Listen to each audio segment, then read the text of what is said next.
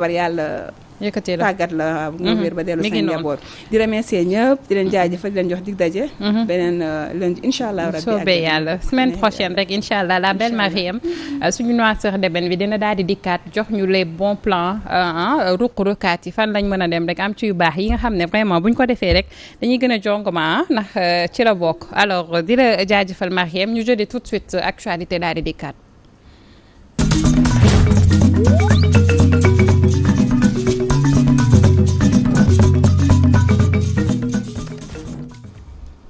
alors Aliou Sow ñu ngi ci actualité nga war a waxtaanee ñetti point premier bi di patrimoine de nos candidats aux élections présidentielles c'est ça non? Ouais, c'est ça. Deuxième bi la vérité sur la grève des travailleurs de l'AFTU troisième point bi di Khalifa Sall exclu de Yewwi nga def ci benn point d'interrogation mais on peut commencer par le premier patrimoine de nos candidats aux élections présidentielles donc monsieur Dat est là dinañ ci ànd ak moom ci waxtaan bu am solo bi nga xamante ni Aliou Sow fas yéene nañ ko amal. Oui boo gisee may wax patrimoine donc en général de nos leaders politiques mais surtout de nos candidats aux élections présidentielles parce que dafa am ñoo xam ne dañu nekk ci réew mi ñu ne dañuy def politique ñu ne dañu bëgg Sénégal ba au point que dañ ko am ay yéene Sénégal pour ngëneelu sénégalais yi ñu ne ñoom dañ ko donc bëgg jiite et je trouve que ni ñooñu ñu bëgg jiite dañu war a doon des gens extrêmement exemplaires d'abord ci wàllu moral ak éthique mais surtout par rapport ak la gestion des affaires publiques donc ma seetlu nag ni ñi nga xam ne ñoom ñëpp dañu bëgg jiite réew mi dafa am fu ñu jaaroon démb tey doog a ñëw par rapport ak seen trajectoire politique alors ces gens-là je me suis dit mais man ñii bon déjà ce sont des gens qui ont toujours fait de la politique maanaam mais man ñii ma gis seen patrimoine fi mu toll ma ne mais ñii déjà il faut ma xam déjà seen xaalis ñoom fan lañ ko jëlee parce que bu fekkee ne da ngay def politique rek gagner de l'argent au bout d'un certain nombre d'années nga am ci suffisamment pour faire des campagnes électorales am ay système de lobbying yu lay permettre yow nga continuer di téyewaat nguur gi man loolu je ne suis pas du tout d'accord donc du coup ma bëgg ànd ak sénégalais waxtaan ci par rapport à ces hommes politiques ubbil leen seen bët ñu commence ak seen xel ñu commence di réfléchir par rapport justement au patrimoine de ces justement hommes politiques yi nga xam ne dañu bëgg jiite ci réew mi donc je commençais à réfléchir je me suis dit j'en ai vu bon évidemment semaine bi yëpp dama koy def lundi ba mercredi aujourd'hui sama xel dafa nekk si ñetti nit principalement ñett ou ñeenti nit on va voir un petit peu si vous avez des idées mais j'ai pensé à Amadou Ba j'ai pensé à Idrissa Seck et puis je sais plus moi des gens qui sont au pouvoir comme Abdoulaye Daouda Diallo ces gens-là qui veulent être président de la République et qui justement nee nañu dañu am ay moyens pour nekk candidat parce que tout simplement je pense aussi à Abdoulaye Diouf Sarr fan lañu jëlee seen alal Aly Ngouille Ndiaye fu ñu jëlee seen voilà bravo fu ñu jëlee seen alal est-ce que ñoom patrimoine yi ñu yor ñoom ñoo ko liggéey ñoom ñoo ko ñax parce que tout simplement ils sont en général des gens qui sont milliardaires wala en tout cas booy dajale seen patrimoine ëpp na ay milliards donc man ces gens-là il faut que Sénégalais yi xam ñoom ñooy kan yaa ngi dégg Idrissa Seck par exemple qui vient à l'esprit Idrissa Seck bon voilà un petit de Abdoulaye Wade qui a fait certainement des études assez poussées am na expérience ci wàllum gouvernement il a toujours été proche plus jeune directeur de campagne du président Abdoulaye Wade donc liggéey fi liggéey ba nekk un inconditionnel un Jean Collin de Abdoulaye Wade au niveau du palais de la République jusqu'à un certain moment où il y a eu une rupture ce monsieur parce que man xam nga damay laajte et puis dama bëgg aussi qu'on y réfléchisse ensemble je ne xaw ma ndax ma am dëgg wala mais damay laajte parce que dafa ñoo xam ne da nga koy gis ci ñoom gis ni ils ont beaucoup trop d'argent quand on prend le cas de cet exemple de Idrissa Seck je me dis mais man dafa am lu may fàttaliku quoi Idrissa Seck dafa am problème ak Abdoulaye Wade wala dàq ko ñu am problème du kaso génnaat machin Abdoulaye Wade ne ko bon li ma doon seet gisuñu ko donc on te sort de prison mais Idrissa Seck ne woon ñu laajoon ko benn question par rapport à l'argent qu'il détenait boo xam ne Abdoulaye Wade da ko doon laaj mu ne xaalis boobu mi ngi ko téye te bés bu Abdoulaye Wade jóge ci nguur gi dina ko jël jox ko kan mooy delloo ko ci trésor public maanaam jox ko nguur boobu nga xam ne ñoom ñooy ñëw ci ñooy arrivé au pouvoir alors yàlla def na ni ñun depuis lors man déggaatuma ci dara et gisuma ni xaalis bi ndax dem na trésor public dégguma awma ay information ci loolu je vois que ce sont des hommes qui sont extrêmement balèzes sur le plan financier alors je me dis mais ñun dañu war a xam ñoom lan mooy seen patrimoine déjà seen alal yi ñor yëpp jusqu'au centime près fan lañ ko jëlee parce que dañu bëgg xam nga yaa ngi monsieur Date mi ngi wax waxu transparence transparence ci wàllum pétrole bi. xam nga transparence fii lay commencer yow déjà yow lan nga yor yow ak fi nga li nga yor fan nga ko jëlee. nga wax ñu ko trace par trace ñu xam ne yow mi lii war naa mën a nekk parce que dofuñu aussi bu ñu ko xamee suñu xel dina dellusiwaat bu ñu la xoolee ak li ñuy jox comme ay information par rapport ak sa patrimoine dañu am lu leer par rapport ak yow justement say finance fan nga ko jëlee. mais ñun loolu duñ ko mës a xam mais bu ma doon commencer ci moom li may njëkk laaj mooy ana xaalis boobu ñu la laajoon yow monsieur Idrissa Seck candidat à l'élection présidentielle. parce que sénégalais yi xam leen ni Idrissa Seck dafa waxoon ni moom xaalis boobu ka Abdoulaye Wade joxoon mu téye ko mi ngi ko denc ba tey te du ko delloo Abdoulaye Wade te day xaar ba élection présidentielle yi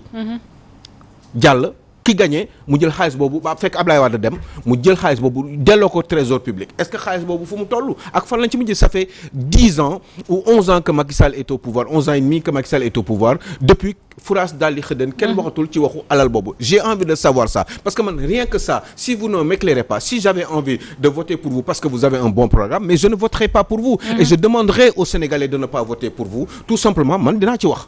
boo demee Sénégal mais kii mu leen ko votel parce que kii nit ku nu mën a nekk wax dëgg parce que mosuñu leeral ci ay yoo xam ne dafa jaar ci yoonam ba pare patrimoine am leerul fu mu jëlee xaalis fan la gagné yan bénéfice la def quelle est son entreprise ñaata lay fay impôt moom Idrissa Seck par mois par an ci Sénégal lan la jot a jox ci ay impôt sur le revenu certainement impôt sur la fortune parce que il doit y avoir de la fortune chez lui ou dans sa famille Idrissa Seck parce que certainement il l'aurait travaillé parce que mun nga rafet njort waaye nañu leeral affaire bi ñu xam ñaata la fay impôt l'année dernière par exemple vous voulez partir aux élections présidentielles l'année dernière daaw lan ngeen fay impôt yéen seen société ngeen yor seen société yi lan la fay comme impôt sur les sociétés ana trace yi seen revenu yi ngeen am lan ngeen fay comme impôt sur le revenu bu fekkee ne da ngeen am impôt sur la fortune parce que am na ICF am na au Sénégal est-ce que vous avez payé l'impôt sur la fortune comme ICF donc yooyu yëpp dama koy bëgg di xam et je voudrais que vous me précisiez par rapport à ça parce que boo ma ko defalul non seulement man je ne voterai pas pour vous si j'avais envie de voter parce que vous aurez un bon programme je ne voterai pas pour vous et je demanderai aux Sénégalais de ne point voter pour vous parce que ñii boo leen voter après Sénégal def leen neex waaye man am naa droit prévenir leen parce que buñ ko deful mooy dañ leen nar a continuer di leen sànkaat et ce sont les mêmes personnes qui s'enrichissent te pétrole beeg gaz beeg bagage yeeg zircon bi war a ñëw fii ak or bi ñu war a xoolaat il faut que ñu xam exactement parce que ñun Boubacar Camara wax na wax bu am solo nee na am nañu 12 000 milliards de bor mais ñun mun nañ 12 000 milliards am nañ ko Sénégal boo jëlee man gis naa fu ñuy jëlee xaalis bi wallahi alquranul karim bu ñu toogoon fii waxtaan ci bu ñu amoon 3 heures temps ñu waxtaan fu ñu mën a jëlee xaalis bi te kenn du ko dindi waaye comme on n'a pas beaucoup de temps man dama bëgg xam parce que Boubacar Camara il l'a dit et il a entièrement tout à fait raison parce que xaalis boobu Salma mi ngi ci réew mi c'est parce que dafa am ñoo xam ne ñoo ko téye te ñooñu il faut ñu génnal ma da nga nekk ci point bu important avant maa jox monsieur Dat xëy na dañu nekk ci dëkk boo xamante ne en fait façon de penser boo koy xool da nga naan on veut une chose et son contraire. Voilà, bravo. Parce que tey ki nga xamante ne moo di njiital réew mi par exemple ba mu ñëwee dafa ne dañuy topp 25 personnes. fan la mujjee kenn lañ ci topp. au contraire dafa jël ñeneen ñi nga xamante ne dañu nekkoon ci liste bi xëcc leen yéen da ngeen sàcc alalu askan bi mais garaawul les gens soyez amnésiques ñii dama leen di jël dañuy ñëw liggéey ak man pour servir le pays est-ce que du doxalin yooyu d'abord lañ war a ñaaw. mais Macky Sall Omar Sarr exemple. Omar Sarr yow da nga ne ci 25 nit ñooyu nga xam ne il faut le dire. te Sénégal déglu leen bu baax dafa waxoon moom 25 personnes yi nii Omar Sarr ci la bokk coow gi bari gis ngeen bi mu génnee ñu def ko interdire ko pour mu génn territoire bi muy kii. ànd ak moom ci avion présidentiel waa ji bi ñu coowee waa ji war na ko ni man bu ma neexee ma génn ñëwaat te doo ma def dara. waa ji génn par gaal xaw ma dem Mauritanie ou dem fan. après jël avion jaaraat ci aéroport bi te coow jibul mais finalement lan lañ ko félicité mooy non seulement intégré ko ci coalition Benno Bokk Yaakaar ba pare def ko ministre des mines. encore une fois monsieur Dat les mines. mine xam nga luy mine mooy or bi. mooy zircon mooy diamant bi mooy bagages yi nga xam mooy phosphate bi nga xam ne mi ngi nekk fii ñu waroon am phosphate bu doy pour mën a dootuñu jënd ti engrais te dañuy bay noor di bay ndawet yow yaa ngi waxu agriculture priorité ci agriculture bi ak élevage bi ñu développé loolu mais xaalis boobu doo xam fu ñu ko dugal parce que voilà ba léegi maa ngi naqarlu jaay bi Madické Niang jaay ICS à moins de 50 milliards alors que aujourd'hui 50 milliards yooyu un an après ci la ko indien kii bu yàgg ñun pendant ce temps là boo demee Mboro gis ngeen lu fa xew population yi dañuy yeewu 3 heures du matin pour wut ndox yu mel noonu laa bëgg ñuy waxtaan parce que naxar la ay ñoom Abdoulaye Baldé qui sont passés par là où est-ce qu'ils ont trouvé leur argent bu ñu liggéeyal sax dañuy bari xaalis bu ñu liggéeyal sax dañuy toog am xaalis dañuy nelaw xaalis di ñëw normal ça n'est pas bon parce que 17 millions de personnes wallahi alxuraanul karim 7 millions de personnes bu ñu liggéeyee ci réew mi dañ liggéey normalement rek ku nekk am liggéey yëpp dañuy régler problème retraité yi dañuy lekk ba suur lépp la ñu am du ñu soxla seen doom xale yi nañ leen jàngal dañ leen faj dañ éducation bi dina école bi xale yi dootuñu jënd ay kay ak ay bagages abri provisoire moom kenn waxatu ko problème boobu il est réglé au Sénégal te loolu solution la te homme politique il faut ñu ñëw fi Salma ñu ciy waxtaan ñu ñëw parce que bu fekkee li may wax du dëgg kaay leen ngeen toroxal ma parce que man li may wax xam naa ko ñu xool monsieur Dat lan moo ci xalaatam mu mel ni bonne gouvernance day dikkaat saa su ne ci débat bi am na solo trop li monsieur Sow wax am na solo trop ndax te ñun suñu problème mooy véritablement la bonne gouvernance les moyens sont là wax naa ko sànq si ma wax ne naa ne Sénégal même bu amuloon pétrole jafewul a développé mais malheureusement ñun ni ñuy gérer l'affaire publique ou bien la chose publique moom moo am problème te li mu wax am na solo te loolu man dama koy dénk liggéeyu journaliste yi la yee askan wi ci ki ngay dénk parce que man tey ki nga xam ne da nga koy dénk kooku da nga ko war a wóolu pour man da nga ko war a wóolu parce que yow tey mënuma jël lii nga moom ko nga ne ma delloo ma ko ma la delloo nga may dénkaat je crois que c'est important Sénégalais yi war nañ xool bu baax ku ñuy dénk c'est vrai parce que on va vers des élections man d'abord dama ne sax niñ cay demee sax d'abord moom moo njëkk am problème niñ cay demee d'abord moo njëkk am problème parce que boo xoolee man parrainage bi ci boppam man laa njëkk sax dàq lu tax ma dàq ko mooy que ne dafa am incohérence pour man parce que boo ñëwee ne 0,6% entre 0,6% et 0,8% des électeurs pour parrainage citoyen nga ñëw ne 13 députés nga ñëw ne 120 élus maires ou conseils départementaux mais ban relation la am entre les citoyens les 0,6% ou bien 0,8% du fichier électoral ban relation la am ak 13 députés est-ce que c'est pris comme ça au hasard mais on devait nous expliquer ban relation la am bañ jël 13 députés ou bien ban relation la am bañ jël les 20% des élus quoi pour qu'on puisse comprendre parce que au départ 13 députés moom mun naa la tontu parce que au départ non 13 députés parce que Khalifa Sall 13 députés la am donc dina jàll 13 députés taxaw dinañ ko votel donc da nga yaakaar ni dañ koo natt ci Khalifa ba mu baax ci moom rek ñu appliqué mais parce que xanaa waxu naa fekk mais c'est réew mi nag ay tailleur yi bëri nañ ci mais Khalifa Sall 13 députés la am parce que bu ñu ko defoon 12 day am problème xëy na peut-être wala day dem di wëri donc dañ ko yombal parce que man gisuma relation bi waroon nañu expliquer pourquoi ça buxul ma leen yéen it de bon pourquoi aussi ça tombe sur 120 élus aussi te aussi ma gis ne aussi les conseils municipaux et les conseils départementaux aussi waroon nañ leen permettre ñu mën a parrainer aussi ou bien alors un parrainage mixte aussi am koo xam ne am na 12 députés comme ni nga ko waxee nga xam ne benn député moo ko manqué il est obligé mu defar le tour du Sénégal pour uti ay parrainage donc on devait mettre aussi un parrainage mixte nga am lii complété par les ou bien alors un député équivaut à tant d'électeurs comme ça au moins ce sera plus juste da ngay mottali rek voilà da ngay mottali rek ou bien nga am tant de conseillers ou bien tant de maires nga xam ne da ngay mottali par citoyen ou bien nga am député am maire complété affaire bi mat mais franchement nañu ko defee nii man pour man erreur am na foofu des na daal réflexion bi c'est pas très kii on ne comprend pas mais li nga wax noonu ils ont compris ñoom waaw peut-être qu'ils ont compris nee na waar ayca mi ngi noonu mu di intervention bu am solo Aliou Sow xëy na ñu jàll rek rapidement ci deuxième sujet bi suba patrimoine keneen la ñuy wax tey Idrissa Seck la suba ma dóor waa Abdoulaye Daouda Diallo suba ma bàyyi xel ci Amadou Ba ginnaaw suba ma dóoraat opposition incha allah ayca fu mu yem neex ayca ba wëree ba daal di dem këng alors mu mel ni la vérité sur la grève des travailleurs de l'AFTU mu mel ni nag jamono ji yëngu-yëngal yi am na lool ci secteur transport waaw beneen métit quoi ñi ngi wax waxu candidat élection présidentielle moi je pense que ni dafa mel ni dañu nekk ci dëkk boo xam ne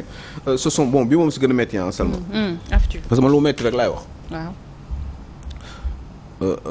voilà des gens ay chauffeurs ak ay receveurs yoo xam ne dañu nekk ci benn société de transport boo xam ne ci temps Ablaye Wade lañ ko créé pour régler problème mu njaga njaay yi problème mu car rapide yi ñu ne dañuy indi ay kii transport yu bees ñu créé lii mu doon ay Tata mooy ay oto yoo xam ne dëgg maam fële lay jóge Inde bi ñu doon wax léegi. léegi oto yooyu ñëw ñu coow Sénégal lépp baax na tout ça jox ay nit ñoo xam ne ñi ngi doxal ci yoonu transport fii ci Sénégal am ci expérience soi-disant te am ay moyens. ak relation ak ay banques pour faciliter leen ñu gën a seen liggéey gën a baax ci wàllum transport au Sénégal. ñu dem jënd ay bus parce que am nañu ay garantie. parce que ñoom ñoo fi yàgg di nekk parce que c'est toujours booy xool ce sont les mêmes organisations de transporteurs du changer mukk. ku si jógee aussi sa baay sa doom ngay jël teg ko fa ak sa jarbaat ak sa machin. jël ay chauffeurs yi dul jeex ay lu mot 20 chauffeurs ci sa 10 oto di leen def loolu lu la neex di leen maltraiter di leen toroxal. Salma. xamal ni transporteurs yi. seen chauffeurs yi amuñu IPRES. amuñu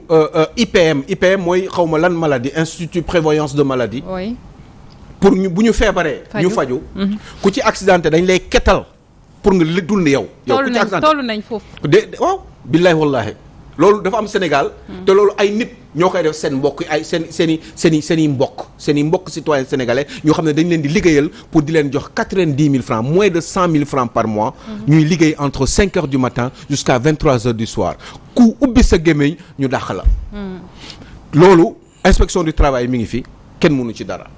ñoom ñooy défendre transporteurs yi ñoom ñooy dem ci yenn réunions yu mag yi ak nguur gi. te pourtant ñoom toujours ñoom ñooy exploiter ces chauffeurs là. man dama mënul imaginer nit nekk chauffeur pendant 10 ans yow nguuru Sénégal nga ne da nga koy jàppale da ngay wax prioritaire ci xaalisu pétrole bi. man je suis président de la République je prends cet argent xale chauffeur bu liggéey pendant 10 ans nekk chauffeur 10 ans bari na sax juróomi at. boo nekkee jàmbaar. nga xaw a denc dara nga liggéey 10 ans ci société de transport ak sa patron. yow war nañ la mën a yombalal mën la lebal xaalis yow état bi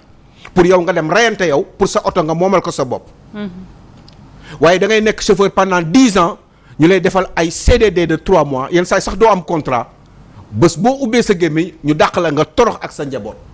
ñii accidenté nañu ñii seen loxo ay dagg na ñii seen tànk damm na lu nekk la ñuy def te amuñu. ku leen di faj parce que tout simplement kenn inscrire lu leen ci IPM maanaam pour bu ñu fajoo bu ñu feebaree ñu faju bu seen doom feebaree ñu faju bu seen i jabar feebaree ak seen njaboot ñu faju loolu amul ci réew mi te ay nit ñoo xam ne la ce sont les patrons transporteurs là même chose yi xool leen rek ñoom rek ñoo nekk seen tur yi xool leen dana ngeen xool même nit ñi la rek depuis 20 ans ñoo fi nekk ñoom ñooy gérer transport bi ñoom ñoo yor seen i 10 camions 10 machin là yooyu noonu seen tata yi ñoo yor seen i bagages ñoom ñooy contrôler affaire bi di def lu leen neex du ñu fay ay impôts du ñu fay ay taxes pour seen i transporteurs yi loolu gars yi da ngeen bëgg a nekk président yéen wax leen lan ngeen ci def wax leen d'abord lan ngeen ci xalaat ñëw leen ci table yi ñu waxtaane ko bu fekkee ni yéen ay nitu dëgg ngeen te bëgg ngeen réew mi parce que ñooñu ñu ngi leen di toroxal chaque jour te pourtant ñemewu leen ci wax parce que tout simplement yéen yaa ngeen di nekk à la recherche permanente de voix te loolu rek moo leen intéressé képp ko xam ne xalaat ngeen ni boo leen ko merle yooyu xëy na du baax ci yéen kooku doo leen wax ci ay yëfam doo leen wax ci ay bagage am transporteurs yi nag Salma sonn nañu trop ces gosses là sont fatigués damay waxtaan ak ñoom Salma dañuy jooy dañuy toog naan nañu café tox nañu cigarette bay bëgg a dee ils sont stressés parce que à tout moment bu ñu yéexee rek ci benn trajet jógee trajet sangam dem benn trajet sangam bu ko yéexee ñaari yoon am na keneen ku ñu toogal xaar ko pour mu remplacer ko parce que tout simplement chauffeur bi nee na ko tu n'as pas gagné d'argent da nga xaw a yéex ci embouteillage ils sont sous pression. mais loolu c'est pas bien day encourager ay accident. parce que nit nag dafa war a liggéey surtout loo xam ne ci tali la xel bu dal c'est pas bien. mais njëkkanti ngay gis ne njëkkati ngay gis ne pour lan la 90 000 la ñuy gagné moins de 100 000 yow nit di liggéey 5 heures du matin ba 23 heures nga koy fay 90 000 yow doo sax ñii du ñu sax te xoolal chaque jour ñu génne chaque jour ay 1 million la ñuy génne comme recette. c'est une honte te yooyu mi ngi ci réew mi te kenn du ci wax. ministère des transports day seetaan amul ay kii de ni ñu koy waxatee inspecteurs yi war a dem vérifier loolu. amul kenn du kenn faalewu leen parce que tout simplement gis nga wax leen ci yii. wax leen ci waxtaan leen ci yii lii mooy lijjanti doomu Sénégal parce que chauffeurs yi bari nañu am nañu jom mënuñu dara boo demee ci pompes yi c'est pareil. pompes yi di jaay nii nga gis ne. soo essence yi ngay gis ne station yi ces gens là 10 heures ñoom ñëpp seen liggéey yàqu na ndax taxawaay bi amuñu droit toog toute une journée di jaay essence te amuñu sax 100 000 francs par mois ce pays là xam nga gis nga hypocrite yi fi nekk ak xam nga oui on est les gens non dama def salma gis nga gars yi dañu soxor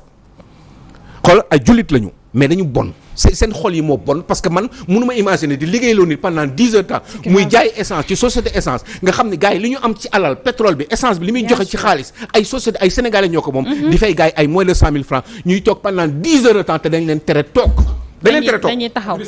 ak risque yi ñoom ñëpp seen digg yàqu na je suis en train de préparer un reportage sur loolu dëkk bi lii dafa metti yii nag moo xew ci réew mi des institutions yoo xam ne dafa am ay nit yoo xam ne ñoo téye réew mi yor alalu réew mi di ci def lu leen neex et loolu ñooñu man damay dem seeti man je suis président de la République man dañuy fay taxe par poste ñoom dinañ ma wax ñaata la ñuy gagné ci seen transport boobu dañuy ma wax lan mooy seen patrimoine dañuy ma wax ñaata la ñuy fay